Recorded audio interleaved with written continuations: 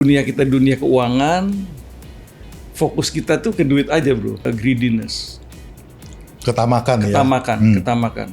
Itu sebetulnya. Ingin cepat banyak uang, Iya, ingin cepat banyak semua. uang, ya kan. Memang biasanya kan kesuksesan kita kan diukur dengan banyaknya uang yang kita punyai kan. Betul. Wah dia pakai apa nih, mobil apa? Masa gue nggak bisa gitu loh. Nah ini mengejar lagi gitu. Wise people siapa yang bisa memprediksi krisis ekonomi yang menggoncang dunia? Seperti saat ini, Indonesia pun tidak bisa menghindarinya karena salah satu adalah kenaikan BBM yang kita alami baru-baru ini saja. Jadi banyak orang yang terdampak, orang yang mungkin harus menghadapi kesulitan hidup karena ada kenaikan daripada harga BBM. Dan mungkin juga Anda salah satu orang yang berdampak terhadap kondisi hari ini. Bagaimana cara menghadapi krisis seperti ini? Sosok Vincent Wijaya yang sebagai narasumber kita kali ini, tahun 1998 saat krisis keuangan menerpa Indonesia, ia juga terpuruk karena hutang yang menggunung. Begitu luar biasa, hutangnya itu berlipat ganda karena masalah krisis keuangan pada saat itu. Nah, pada saat itu juga Vincent sudah menjadi seorang direksi dalam perusahaan sekuritas yang memang berfokus pada investment banking. Bagaimana ia bangkit menghadapi krisis seperti itu? Simak cerita dan kesaksian daripada Vincent Wijaya. Hai Bro Vincent. Hey bro. Thank you. Yeah, thank you. Sama-sama juga. Jadi terima kasih waktunya untuk jawaban marketplace. Hari ini kita akan ngobrol banyak. Mungkin kita akan start dari awal bagaimana membangun karir ya sampai hari ini. Saya kan background saya itu akuntan kan. Saya lulus dari Parahyangan tahun 1985, kemudian bekerja di salah satu kantor akuntan yang sekarang terbesar mungkin Ernst & Young, tapi dulu namanya FGB Utomo, dan kemudian beberapa kali berpindah tentunya biasa. Seperti bank juga katanya. Iya. Jadi memang seperti tahu kan, bro, kalau akuntan itu kan stepping stone biasanya. Tahun 1990 adalah sebetulnya keinginan saya lebih besar untuk maju lagi. Saya ngambil S2 di Prasetya Mulia. Dari Prasetya Mulia itu saya gabung ke Bank Bali. Waktu itu Bank Bali, sekarang no more Bank Bali. Dan perjalanan dari Bank Bali di dunia finance ke sekuritas 1992 deh kalau nggak salah, ya. Itu sampai 1998. Saya itu ada di perusahaan sekuritas yang sekarang jadi salah satu perusahaan terbesar di Indonesia. Nah, titik balik sebetulnya adalah ketika di tahun 1997-98 tadi. Dunia kita dunia keuangan, fokus kita tuh ke duit aja bro. Nah ini yang saya juga mau ingatkan kepada anak-anak muda. Untuk menjadi sukses itu baik, ya. Punya dream untuk sukses itu baik. Tapi jangan sampai pemikiran kita itu diokupasi oleh uang. Tanda petik sebetulnya kalau saya boleh ngomong greediness. Ketamakan. Itu sebetulnya. Ingin cepat banyak uang. Iya, ingin cepat banyak uang, ya kan. Memang biasanya kan kesuksesan kita kan diukur dengan banyaknya uang yang kita punyai kan. Betul. Terutama peer group kita nih, bro. Teman-teman yang sejawat kita. Wah, dia pakai apa nih, mobil apa? Masa gue nggak bisa gitu loh. Nah ini mengejar lagi gitu. Semakin kita itu tinggi posisinya, itu tidak meniadakan keinginan untuk lebih besar lagi. Tanda petik lupa diri. Jadi mohon maaf pada waktu itu memang Tuhan juga mengajar saya bahwa lewat proses yang saya katakan tadi lupa diri itu, saat itu dalam posisi saya sebagai direktur IB, saya melihat ada satu potensi yang luar biasa dari suatu M&A, bro, merger akuisisi yang terjadi. Dan kalau itu terjadi, karena itu terkait dengan perusahaan TBK, pasti saham itu akan melonjak luar biasa. Iya. Dengan keinginan ingin lebih besar, lebih kaya, lebih banyak duit, ya. Saya pinjam dengan fasilitas margin Trading. margin trading. Nah, gila-gilaan margin trading pada waktu itu. Kalau sekarang dibatasi 50-50 ya. Waktu itu dulu 90. Satu dapat 9 kan? 1,9. Jadi kalau modal kita misalnya 1 miliar, kita bisa minjem sampai 9 miliar Benar, kan, gitu kan. benar sekali. Paling kan ini kan 3 bulan udah selesai. 3 bulan ini kan kalau naiknya 2 kali lipat, 3 kali lipat, bunga 2% sebulan, Tercover. itu nothing, Iya, iya kan? tercover, Bayangkan, tercover. bayar cuman 7 atau 6-8% lah, maksimal 10%. Tapi investasinya bisa jadi 300%. Jadi 300%. Nah, tapi apa daya, bahwa apa yang kita planning bukanlah yang seperti Tuhan planning. Akhirnya apa yang terjadi tuh setelah itu? Nah, apa yang terjadi, kita tahu semua bahwa di bulan Mei itu Presiden Soeharto kan mundur. 98 ya? 98. Waktu itu terjadi goncangan yang sangat drastis lah saya katakan. Saya udah 2 hal yang kecekek. Pertama, portfolio saham drop, Ya. portfolio saham saya drop, pinjaman saya kena bunga 70-80%. Jadi ibaratnya gini, udah jatuh ketimpa tertimpa tangga, tangganya ada racunnya juga. Kalau boleh dikatakan begitu. Jadi betul-betul Is a multiple hit gitu Multiple ya. hit, Multiple betul. hit ya. Jadi memang indeks turun, harga saham anjlok, portfolio kita jadi hancur gitu kan. Hancur. Tadi harganya tadinya 1.000 bisa tinggal 30, bisa Iya, 30 iya. perak gitu kan. Ditambah bunga yang harus tahu-tahu naik dari yang normalnya hanya pada saat itu kalau bunga sebelum krisis mungkin sekitar 18% atau 14-an. ya belasan lah. Ya, belasan, Gitu belasan. Tahu-tahu but naik jadi 70%. Jadi 70-80%. bunga yang ditanggung itu mendadak harus ditanggung jadi 5 kali lipat bebannya. Betul. Kayak gitu kan. Luar biasa berat sekali. Setelah mengalami seperti ini, ya kan utang naik gitu. Terus solusinya gimana tuh, Bro? Saya udah coba dengan ekspertis saya, pengalaman saya, Koneksi juga mungkin. koneksi juga. Satu ketika saya itu berjumpa dengan seorang hamba Tuhan.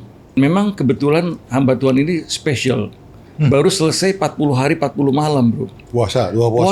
Puasa. Puasanya nggak makan nggak minum loh. 2-3 hari kemudian, beberapa hari kemudian dia telepon saya. Dia katakan, saya dapat pesan dari Tuhan untuk Bapak. Apa? Menarik sekali nih, Bro Yunggi, pesannya. You believe it or not? Dia ngomong gini, Tuhan berkata kepada saya, kata dia, untuk Pak Vincent ngasih makan orang-orang miskin di daerah Jakarta Utara. Oh, spesifik tuh ya? Spesifik, Jakarta Utara selama 21 hari berturut-turut, dan harus ada daging ayamnya, dan Bapak harus memasang banner makanan dari Tuhan. Ya, jadi semacam shock juga itu, shock terapi. Secara pribadi, Bro Yonggi, ini apa kaitannya antara ngasih makan dengan menyelesaikan utang? Tapi saya belajar setelah selesai ini, Bro Yonggi, dari satu firman Tuhan yang luar biasa bagi saya, itu rema itu bagi hidup saya. Dari Mazmur 41 ayat 1 sampai 4. Di mana firman Tuhan berkata demikian. Berbahagialah orang yang berbelas kasihan kepada orang miskin. Betul. Tuhan akan memelihara nyawanya, Tuhan akan melindungi dia. Dan mereka akan disebut orang-orang yang terbahagia di bumi loh. The blessed on earth. Dan dikatakan di ranjangnya pada waktu sakit, Tuhan akan sembuhkan sama sekali dari sakitnya. Luar biasa sekali. Akhirnya saya akan survei kan. Bukan. Di Marunda, Bro. Oh, oke. Marunda. Nah, kenapa harus ada daging ayamnya? Terus terang aja, itu daerah yang termiskin. Tanda petik ya. Waktu itu ya kita bicara ya. Di mana rata-rata penduduknya itu nelayan, Bro. Beberapa mereka belasan orang lah. Saya wawancara. Dan mereka mengatakan, kami belum pernah mencicipi daging ayam. You bayangkan, ini Jakarta loh. Ya itu Dari rumah ke rumah apa mereka dikumpulin di satu tempat gitu untuk dibagi? Nah ini kita belajar satu hal, Bro Yogi. Kalau itu memang benar-benar pesan dari Tuhan, Ya. God will provide. Tuhan yang menyediakan. Nah, Jadi gimana waktu tuh ketika ceritanya? survei itu kita diketemuin dengan salah satu orang ketua RT yang punya tanah besar, Oh, oke. bener-bener, dan dia welcome sekali, sangat Terbuka, bantu, terbuka, pakai nih tanah saya pakai aja untuk tanah ngobrol. ini, dan nanti Pak kita akan juga inform RT-RT lain, Oh, dan luar biasa sekali. Dan saya dibantu oleh teman-teman dari gereja kecil di Bekasi, Bro, ya, yang biasa saya juga dulu melayani di gereja itu. setelah melakukan itu, terus nasib pinjamannya gimana Nah, nih? ini kan nggak langsung simsalabim langsung berubah gitu kan? gitu kan. Ya, Kira-kira a few months later lah, saya dipanggil oleh pimpinan tertinggi dari institusi keuangan tadi. ya tempat you mau minjam Ya, uang itu kan? tempat Yang saya dapat meminjam margin uang itu. trading Ya. gitu kan? Tempat yang memberikan margin facility tadi. Nah, lalu saya di-hug, kalau bukan intervensi Tuhan, dari Tuhan, nggak mungkin saya dapat saya katakan dua intervensi, atau orang sekarang ngomongnya miracles, ya, Keajaiban. mujizat, keajaiban. Yang Jadi apa pertama, yang you dapat tuh? yang pertama bunga dan penalti yang setengah daripada outstanding loan tadi, pinjaman yang outstanding itu dihapus, Bro. Dan yang kedua, dari pokok pinjaman yang setengahnya lagi kira-kira itu diberikan diskon, haircut ya istilahnya, keuangannya kan haircut, kasih diskon. Kalau nggak salah diskonnya 30-40%. Dan itu pun masih besar, saya harus selesaikan dengan 4 properti di luar rumah saya. Ya. Nah, setelah itu Hutang lunas. hutang zero, Bro. Kita udah bicarakan di loan committee kita, dan ini keputusannya. Luar biasa sekali loh, Kak. Saya katakan nggak mungkin itu terjadi tanpa intervensi Tangan Tuhan. dari tangan Tuhan, nggak mungkin. Waktu dikasih itu, you taken gitu Ya, kan, taken. langsung settlementnya diminta secepatnya gitu oleh mereka. Langsung. Oke. Jadi itu, nah ini juga jadi ada satu. maksudnya gue nggak di struktur utang lu, tapi lu ini gue kasih diskon, gue kasih haircut, you have to pay me. Yes. Oke. Nah, satu lagi yang saya ngelihat ini intervensi Tuhan ini, Bro Yongki. Dari 4 properti yang diserahkan, ini juga luar biasa sekali. Diserahkan ke mereka atau you jual? Diserahkan ke bank. Diserahkan kepada institusi yang yang ngasih kepada yang pinjaman. ini. Jadi oke, ini gue kasih aset aja. Benar. Jadi settlementnya pakai aset, Yes. bukan bayar pakai tunai. Dan kan? harga kan ada harganya dong. Betul. Diselesaikan dengan harga. Biasanya kan kita melakukan kan istilahnya valuation dulu, market price-nya berapa. Benar. Nah itu yang kita ambil atau kita malah di bawah. Benar Gitu. sekali. Nah ini saya melihat satu lagi keajaiban. Harga yang diputuskan untuk diserahkan dari properti tadi, pakainya harga pemasaran, Bro. Harga market. Bukan. Harga kantor pemasaran. Harga kantor pemasaran. Bukan harga Pada saat itu, harga jual kantor Kalau pemasaran. harga di pasar, Hancur. waduh, ancur-ancuran. Itu harga pakai patokan harga yang di kantor pemasaran. Luar biasa. Itu sendiri udah 30. Keajaiban. Karena memang waktu itu 98 krisis, setelah juga ada kerusuhan juga 98 kan, harga properti kan turunnya udah nggak kira-kira. Luar biasa. Di kompleks kita tinggal aja dulu harganya udah tinggal setengah tuh. Iya. Ya. Pada saat itu makanya kalau pada saat itu orang yang punya uang tuh enak bener beli Luar properti, beli mobil tuh murah-murah semua. Murah sekali. Gitu. Tapi dia pakai harga pemasaran. Harga kantor pemasaran. Jadi harga yang belum di-adjust dengan krisis yang ada. Benar sekali. Akhirnya jadi berarti kan itu memang dalam satu kompleks gitu ya. Properti itu. Sehingga pakai patokan harga pemasaran. Atau ada beberapa tempat? Ada beberapa, Bro. Ada beberapa. Oke. Ada beberapa. Ya Tuhan luar biasa sekali. Iya. Nah, jadi kalau melihat kembali flashback nih, Bro, ke belakang. Secara godly perspektif ya, dari pandangan Tuhan. Apa sih yang Bro Vincent lakukan itu? Saya kan baru sadar sebenarnya, aduh ini gue salah. Sebenarnya gue nggak ngikutin cara Tuhan. Nah, apa yang bisa dilihat dari situ tuh, Bro? Ini mungkin bahan pelajaran juga untuk bagi kita semua. Hutang itu adalah, kalau kita bicara firman loh, Bro, itu hutang itu adalah perbudakan. di Amsal 22 ayat 7 dikatakan orang yang berhutang menjadi budak orang yang Betul. menghutangi. Itu firman Tuhan. Iya, iya. Saya bukan anti bank ataupun minjam ataupun mengutang, bukan. Karena Alkitab tidak melarang ataupun menganjurkan tentang hutang. Betul. Ya. Tetapi berhutang itu kita harus punya hikmat. Ya. Kapan kita ngambil, kapan nggak ngambil. Tapi bagi saya setelah lewat kasus saya nih bro, bagaimana Tuhan turn around, nanti mungkin saya cerita. Saya memutuskan dalam hidup saya, I will not borrow again. Aku nggak mau utang lagi. Berhutang lagi. Iya. Apa yang saya pelajari? 2 hal aja. Yang penting hidup itu jangan sombong. Saya waktu itu sebagai seorang direktur IB itu, investment banking, sombong sekali. Kayaknya gue yang ngerti semua deh, gitu ya. Dan yang kedua, jangan tamak. Satu lagi bro, yang karena ini satu lagi, yang saya sangat belajar, hidup itu harus punya compassion terhadap orang lain. Sesama. Oke. Itu. Dari pelajaran yang ini Benar. semuanya. Dia three things lah ini. Gak usah sih kita itu tamak, ya kan? Kalau sesuatu itu, porsi itu udah jadi bagian kita, gak akan diberikan pada orang lain. Betul. Wise people, Anda mungkin hari-hari ini sedang menghadapi kesulitan. Mungkin seperti kita Pak Vincent tadi, Anda menghadapi hutang yang menggunung dan merasa tidak ada jalan keluarnya. Atau saat ini Anda menghadapi masalah dalam pekerjaan ataupun juga keluarga Anda. Kami ingin berdoa untuk Anda dan kami ingin mendukung Anda melewati masa sulit ini. Hubungi kami sekarang juga di nomor telepon yang ada di layar Anda atau klik link yang ada di deskripsi video. Bangun pagi, anak masih tidur. Pulang itu anak sudah tidur. Ya. Dan sama sekali nggak ada pelayanan. Waktu krisis seperti itu, kondisi keluarga gimana? Istri, anak-anak gimana itu? Ini sangat menarik ya. Sangat menarik.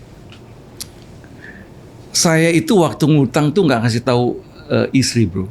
Ini kebiasaan buruk seorang suami. Kita yang suami-suami ini Bener-bener, ini jelek sekali.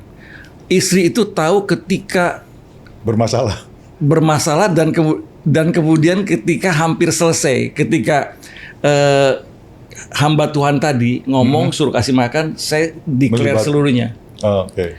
Dan saya bangga dengan istri saya karena dia ngerti sekali kalau ini harus diselesaikan secara baik-baik. Dia ngomong gini loh, Dad, dia ngomong sama saya, kalau harta itu kan hilang juga bisa gampang untuk dicari kembali. Tetapi damai sejahtera itu susah sekali untuk didapat. Ya. Wow. Biasanya gini. Very wise. Iya, very wise ya. Udah, Mami rela untuk menyelesaikan masalah ini supaya kita ada damai sejahtera. Ya, makanya ketika dapat pesan itu kita jalankan, survei dan sebagainya, dia mulai terlibat. Apakah istri saya sedih? Sedih. Makanya saya belajar juga nih bro. Segala sesuatu itu harusnya kita inform our wife. Ya, jadi akhirnya istri support All the way. Anak-anak juga akhirnya support juga. Gimana? Anak-anak masih kecil pada saat itu? Masih kecil bro. Setelah ini krisis selesai, saya ini kan kerja di perusahaan, ya seperti bro tahu lah. Perusahaan besar itu menuntut dedikasi yang luar biasa dari kita. Saya kebetulan rumah saat saya waktu itu jauh bro, di Cinere. Oke. Kerja di kota gitu ya, di Daan Mogot. Bangun pagi, anak masih tidur. Ya. Pulang itu anak sudah tidur. Ya. Dan sama sekali nggak ada pelayanan. Nah, ketika Tuhan menyelesaikan bagian yang paling sulit ini, teguran itu ada dalam hati saya. Seolah-olah Tuhan ngomong gini, aku sudah memberikan semua yang engkau butuhkan. Sekarang waktumu itu bagikan untuk aku juga. Saya sadar bahwa kalau saya masih kerja di perusahaan ini, nggak pernah bisa Waktunya. waktunya. Jadi akhirnya saya 3 bulan mengajukan Surat pengunduran diri. Tapi sebelumnya bro, Tuhan memberikan satu tanda yang luar biasa. Saya berjumpa dengan seorang pengusaha di Jawa Timur yang dulu perusahaannya saya bawa jadi TBK, IPO. Oke. Saya ketemu dengan dia. Ketika saya ngomong mau keluar, dia tadinya agak kaget gitu loh. Tapi setelah saya ceritakan case-nya, dia bilang, kalau itu urusan lu dengan yang atas, gua ngerti dah. Terus dia ngomong gini, lu mau nggak jadi penasihat keuangan gua? Lu cuman kerja cukup 2 hari. Dan ya kalau gua telepon yuk ini. Intinya cuma 2 hari. Terus dia ngomong, lu mau minta gaji berapa? saya tahu diri, saya sebutkan jumlahnya kurang lebih 1/3 dari gaji saya waktu itu. Sekarang itu. Iya. Yang waktu itu. Iya. Dia nggak nawar, bro. Dia nggak nawar, dia second. Dan itu saya tahu bahwa that is the great sign, tanda besar dari Tuhan. Karena apa? Saya bekerja 1/15, saya dapat gaji 1/3. That is 5 times, bro. Lipatan udah berlipat gitu. Iya, betul. Cuma 1/15 waktunya, tapi dapat gaji 1/3. Dan udah, saya betul-betul dasar saya propose itu, saya mau resign. Saya kalau pengunduran diri itu tidak dapat sama sekali. Ya. Bayangkan, zero, bro. Nggak dapat apa-apa. Nggak dapat apa-apa. Pesangon nggak ada, mobil pun dikembalikan. Ya. Saya masih ingat saya dapat BMW seri 5. Balikan. Tapi saya dalam hati, Tuhan udah begitu good gitu ya. Ya. Masa kan saya nggak bisa membalas gitu. Jadi saya tinggalkan semua, nothing. Nah, satu lagi dari ownernya ini yang perusahaan TBK ini, dia ngomong, Sen, adik gua buka showroom mobil di Jakarta. Lu temuin adik gua, secari kertas, ya, lu temuin, kasih ke adik gua. Lu boleh pilih mobil apa aja di situ, ya. Bayarnya semampu lu bayar. Ini juga miracle lagi, bro. Saat itu udah dapat gaji 1/3, dikasih mobil, bayarnya terserah lu berapa. So, gimana untuk recovery-nya gitu? Setelah ini udah beres ya kan, saya jadi penasihat keuangan. Bagaimana bisa saya masuk ke perusahaan sekuritas yang kemudian jadi saya miliki gitu? Iya. Ini luar biasa sekali. Nah, jadi konsultan kan sekarang kan, kan sebagian besar waktunya advisor gitu, konsultan keuangan. Nah ini seperti ada satu lagi, bro, yang saya nggak habis pikir, terus terang aja, tentang kemurahan dan kebaikan Tuhan. Ada seorang CEO bank yang dulu pernah saya tolong banknya itu terbitkan obligasi. Oke. Di Sumatera Barat. Dia bukan Kristen, dia datang ke Jakarta dan dia temui saya, Pak Vincent, saya tahu who you are, siapa Pak Vincent. Dia bawa uang, bro, 1 miliar cash. Tolong kamu manage uang saya, kelola uang saya di pasar modal. 30 keuntungannya 30% untuk kamu, 70% untuk saya. Ini saya mengatakan satu hal. Ketika kita Mazmur 41 itu dilakukan, ya. Saya bagikan terus nih, ada 7 blessing.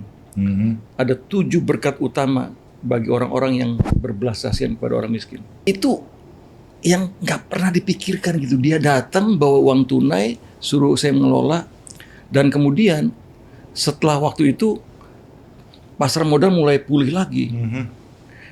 Dalam kira-kira Bro Yongki 2-3 tahun setelah kejadian itu, apa yang saya earn dari pengelolaan uang tadi Jauh lebih besar daripada jauh daripada saya kerja perusahaan itu di sebagai perusahaan direksi. itu sebagai direktur. Oke, luar biasa, luar biasa. Itu. Kita akan sambung lagi di segmen berikutnya nih ya. Tapi ini obrolan yang sangat luar biasa. Wise people, Anda mungkin hari-hari ini sedang menghadapi kesulitan.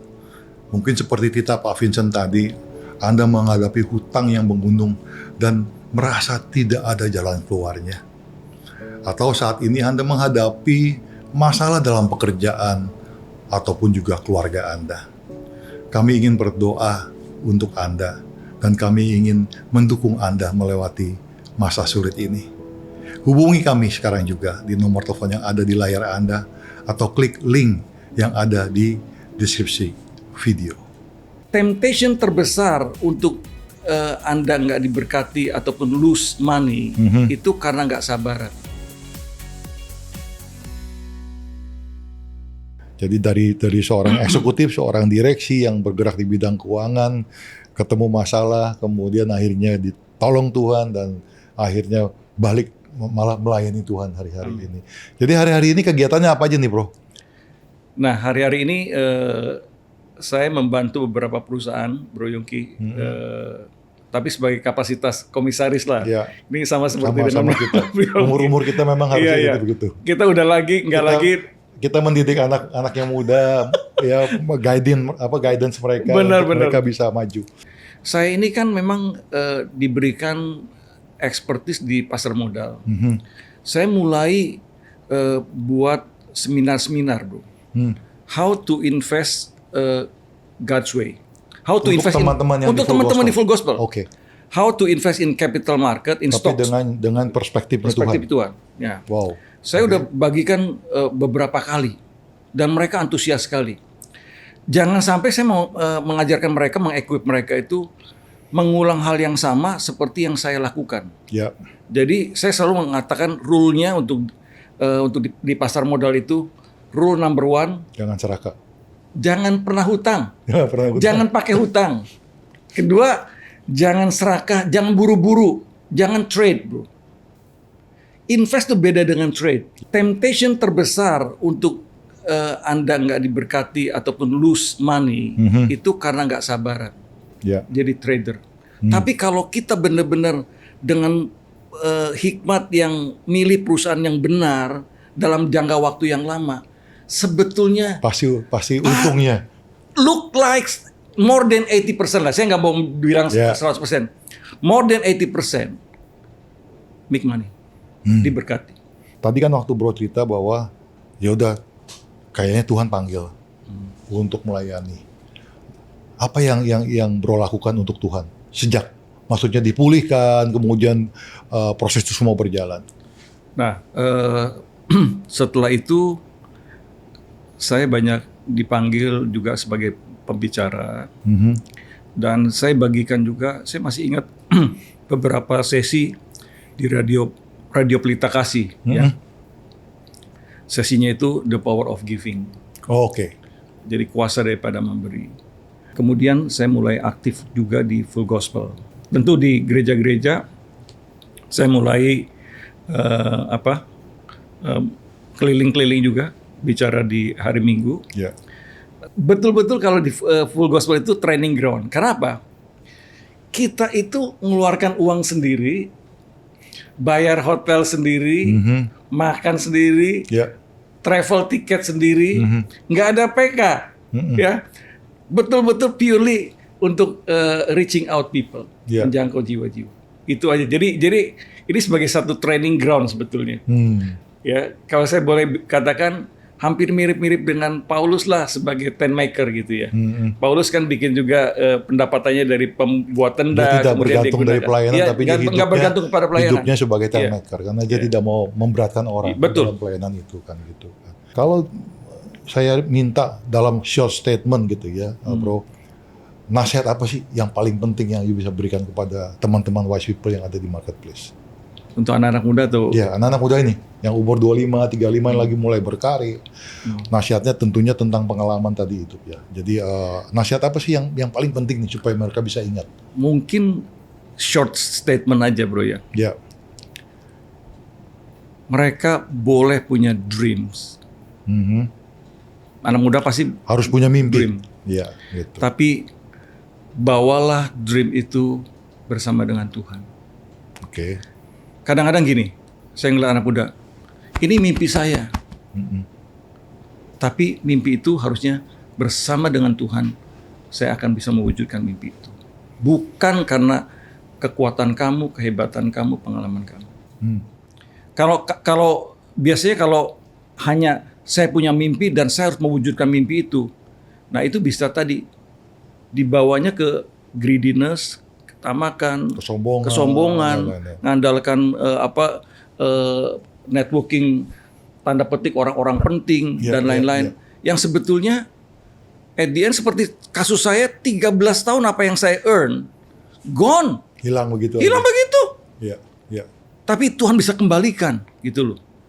Nah, poin yang saya belajar sih sebenarnya dari diskusi kita hari ini bahwa memang kita sebagai manusia memang kadang-kadang kita berbuat salah mengambil keputusan.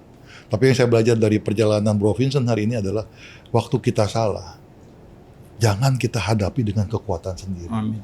Ya, saya cuma kemarin waktu merenung gitu ngobrolan hari ini, wah ternyata memang kalau kita berbuat salah, nggak mungkin kita istilahnya selama hidup tuh nggak pernah berbuat salah. Iya, pasti ada sekali. berbuat salah kecil, salah sedang, salah besar. Tapi yang saya belajar adalah waktu kita berbuat kesalahan, keputusan yang salah, That's tindakan true. yang salah. Totally true. Ya, jangan mengandalkan kekuatan sendiri, kembali kepada Tuhan. Ya. Ya, berserah kepada Tuhan seperti yang you lakukan juga. Nah itu sesuatu yang value yang saya belajar nih pribadi nih bro. Kalau bisa dari awal itu doakan visi ini, mimpi ini, tanya Tuhan apakah memang ini sesuatu yang Tuhan juga izinkan terjadi atau enggak. Which is menurut saya itu kesalahan kita. Jadi teman-teman yang muda ini maksudnya kalau memang bisa dari awal tuh libatkan Tuhan. Saya setuju sekali dengan pernyataan bro tadi bahwa kita harus belajar dari kesalahan, learn from our mistake. Iya betul. Dan kemudian tidak mengulangi lagi. Nah itu juga yang saya seringkali pesan ketika awal-awal buka dalam prolog saya ke seminar.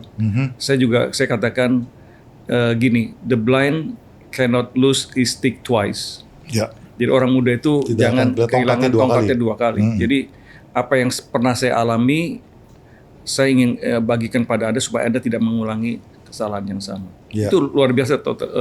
You are right, totally. Ya, jadi memang kembali lagi sih pengalaman ini kan menceritakan bahwa memang dalam perjalanan hidup kita bisa juga jatuh gitu ya. Tapi kan kita hanya bisa bangkit kalau kita mengandalkan Tuhan. Maka firman Tuhan mengatakan kan orang benar bisa jatuh 7 kali tapi dia bangkit kembali. Dan biasanya kita orang percaya kita katakan kita bangkit bersama dengan Tuhan Yesus. Amin. Oke.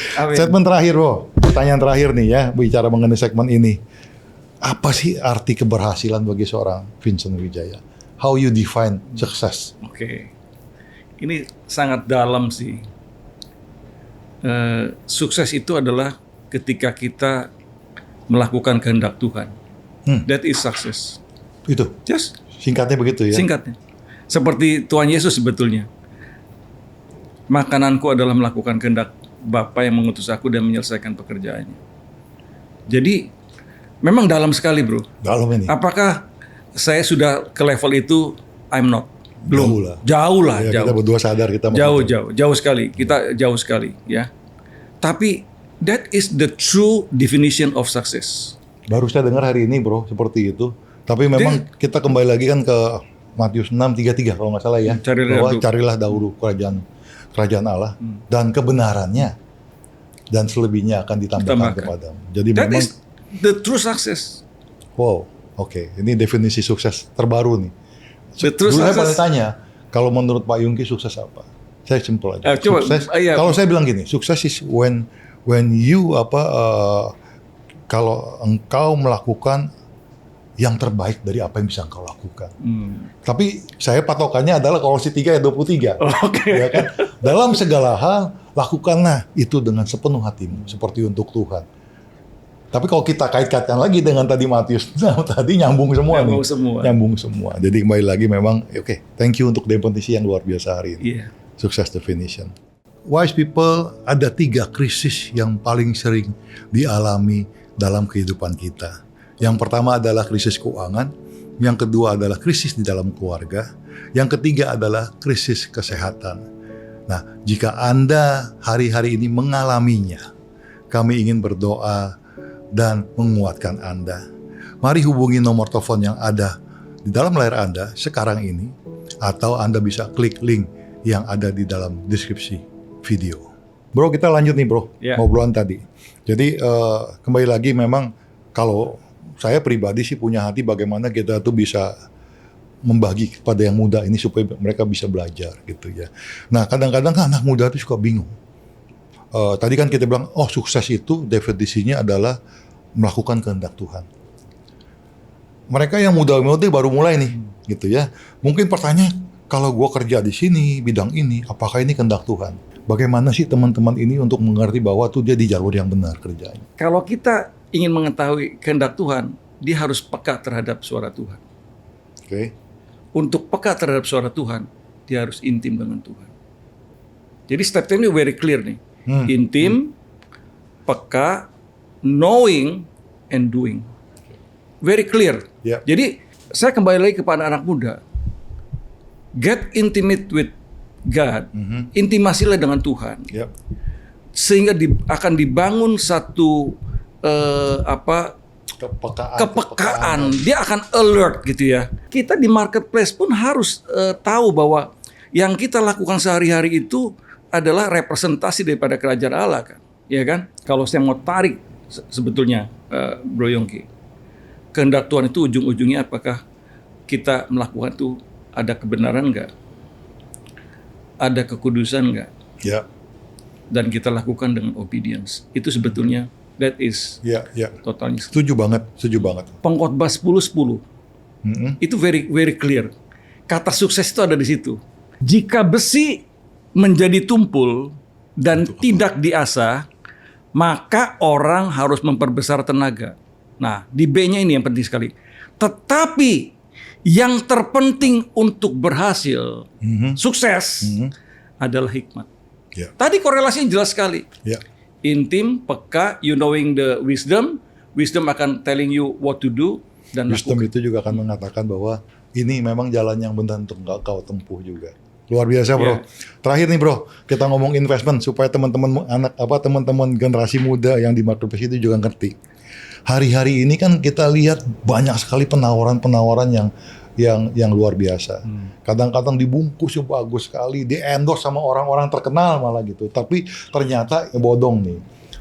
Nasihat apa dari seorang Vincent Wijaya kepada teman-teman muda ini untuk melihat bagaimana cara bijak untuk berinvestasi? Hati-hati terhadap iming-iming yang tidak masuk akal. Misalnya, something too good to be true gitu. something too good to be true. Ya. Misalnya untung setiap hari 1%. Berarti kan setahun kan 360%. Loh kalau 360%, kenapa dia mesti nawarkan ke orang lain? Lakukan aja sendiri kan. Atau kalau benar seperti itu, hari ini tidak lagi ada orang miskin tuh, semua kaya. Gak ada orang miskin, semua orang kaya, semua betul. That's totally true. Jadi hati-hati terhadap iming-iming yang gak masuk akal. Oke. Yang kedua, hati-hati terhadap tawaran investasi yang tidak di-endorse oleh otoritas. Oke. Ya. Itu betul. Itu. Jadi bahaya nih. Kalau robot trading, yuk ngadu sama siapa kalau rugi gitu. Ya. Dan yang ketiga, tentunya pakailah hikmat dalam berinvestasi. Artinya melibatkan Tuhan, banyak berdoa, minta petunjuk Tuhan juga. Jadi hati-hati terhadap iming-iming yang tidak masuk akal. Harus ada otoritas tertentu yang mengawal, mengendorse mengendorse produk-produk atau ini semuanya. Yang ketiga berhikmat. Berhikmat. Ada lagi tambahan nih bro, yang keempat bro. Apa tuh? Kalau bisa jangan berhutang untuk berinvestasi. Oh iya, sorry. Kalau itu benar. Kalau dalam kaitan dengan yang saya itu betul. Itu boleh tambahkan. Jangan berhutang itu. Kalau bisa gitu kan. Kalau bisa jangan berhutang. That's totally true. Jadi empat. Jadi investasi itu harus dimulai dengan simpanan atau tabungan yang ada yang ekses. Iya, iya. Maksudnya tabungan yang lebih, nah itu kan bisa dipilih. Iya, iya. Investasi mau di pasar modal, mau di bank, atau di properti, itu kan semuanya kan dari ekses, bukan dari kekurangan gitu Yeah. ya bro. That's Kalau totally kekurangan ngutang. That's totally right. Itu sebetulnya selalu pembukaan saya di selalu seminar capital market itu pasar modal, jangan pakai uang utang untuk berinvestasi Ya. di pasar modal. Oke, saya pikir pembicaraan hari ini sangat luar biasa dan saya yakin pasti teman-teman wise people di marketplace itu sangat diberkati. Thank you bro. Thank you. Thank you. Wise people, mari kita renungkan 1 Timotius 6 ayat 9 sampai 11. Dikatakan demikian, tetapi mereka yang ingin cepat kaya terjatuh ke dalam pencobaan, ke dalam jerat dan ke dalam berbagai-bagai nafsu yang hampa dan yang mencelakakan, yang menenggelapkan manusia ke dalam keruntuhan dan juga kebinasaan. Karena akar segala kejahatan ialah cinta uang. Sebab oleh memburu uanglah beberapa orang telah menyimpang dari iman dan menyiksa dirinya dengan berbagai-bagai duka. Tetapi engkau hai manusia Allah, jauhilah semuanya itu, kejarlah keadilan, kejarlah ibadah, kejarlah kesetiaan, kasih, kesabaran, dan kelembutan. Wise people, hari ini mari kita tanyakan pada diri kita masing-masing, siapakah yang menempati posisi paling utama di dalam hati kita? Apakah Tuhan yang kita cintai atau ada hal yang lain? Mungkin itu uang atau harta, mungkin juga pekerjaan dan banyak hal lain yang menggantikan posisi Tuhan di hati kita. Jika Tuhan tidak menjadi pusat kehidupan kita, maka akan dengan mudah kita akan jatuh ke dalam pencobaan dan jerat-jerat yang dapat menghancurkan kehidupan kita. Wise people, tentukan pilihan Anda hari ini. Siapa yang menjadi pusat kehidupan Anda? Tuhan Yesus memberkati.